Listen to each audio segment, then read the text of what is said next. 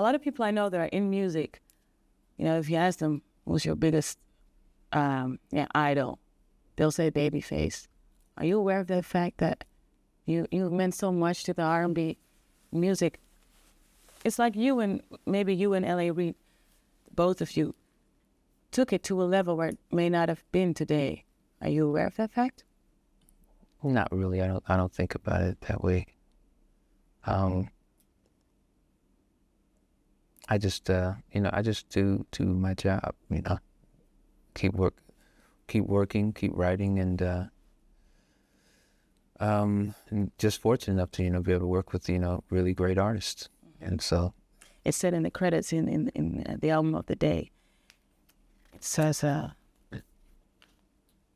you say, my dream guest, Stevie Wonder, it's like a dream come true having you on this record. You are my inspiration, you are my musical guru, and you are the greatest songwriter of all time. I am honored. And you words of that, you know, that sound like that go to Mariah Carey and Eric Clapton, Kenny G, Wanya Morris, Sean Stockman from Boyz II Men.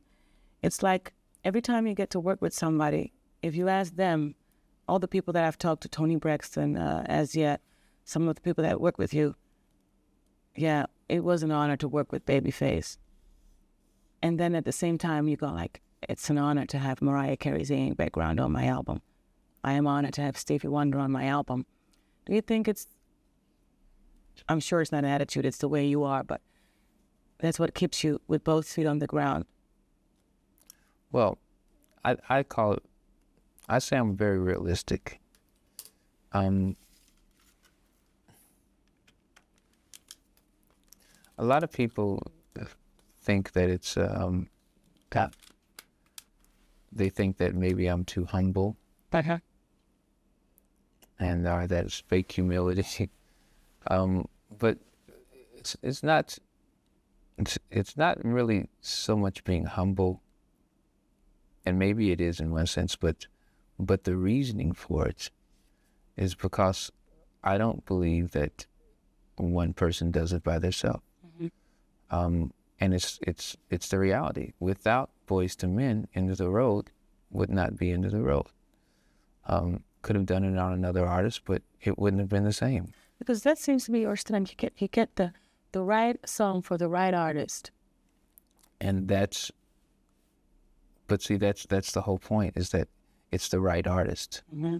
You know, without that right artist, then the song, you know, it may do okay, but it's not quite the same. It's every time something happens really big and really nice with an artist, then that's because of that artist too. Mm-hmm. It's because of that teamwork. Isn't it hard, if you think that way, to write for yourself? Well, for myself, it's kind of like I do what I feel like I can sing. Uh-huh. I put myself in a third person position and think, what would Babyface be able to sing, and how he approaches things. And is Babyface a product? Are you Kenneth Edmonds, and is Babyface a product, or are you Babyface? Well, the whole idea of Babyface is that Babyface is just a name. But in terms of the artistry, in terms of my voice and when I'm performing and when I'm singing, I know what I sound best on, and my limitations in terms of as a vocalist, and so I try to surround myself with the right kind of music so that the weaknesses don't show, and there are weaknesses. Mm-hmm. There are weaknesses in a lot of in almost every artist. Mm-hmm. And so what you try to do is surround them and portray them in the best light, so they appear that they're even better than what they really are. But isn't there a danger in doing that by getting the risk that you might overproduce? Because every song of you that I hear is exactly right. There's nothing missing and nothing should be added. It's right. It's produced. It's done. Well, I think that's just it's the art of being a producer first, and knowing the music and knowing what works for an artist, and that's a matter of opinion too. Mm-hmm. Some people may think it's overproducer. They may think it's, kind of the same stuff, and that's fine if that's what they think. But for me, it's really all about, a feeling and how you portray someone and what you surround them with, and giving them melodies and giving them the chord structures and everything around them that makes them shine. The whole idea is for that artist to shine as well as the song, and because the more the artist shines, the better chance the song has. Do you think, actually two things I wanted to ask, but while writing a song, do you think of what's it going to do in the charts? Is that important to you? Well, you think of the potential. You think of whether this is a commercial song, whether it's something that people would like to hear, and whether it's something that people would sing along with. And you wait for the Billboard to come out, to check the list, see if it's gone up or gone down? Sometimes you look at it, sometimes you pay close attention, and sometimes not. It depends. It varies. Of course, your last album, The Day, has 10 beautiful songs on it, but there are a few that I would like to ask you something about. Every time I close my eyes, which is now the Soul Smash in my show, the Soul Smash is kind of like a video that I think gets the spotlight, so it's played over and over.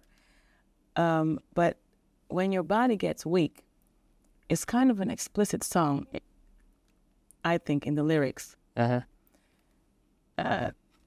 course, you are always sing about love and romance and all that. Right.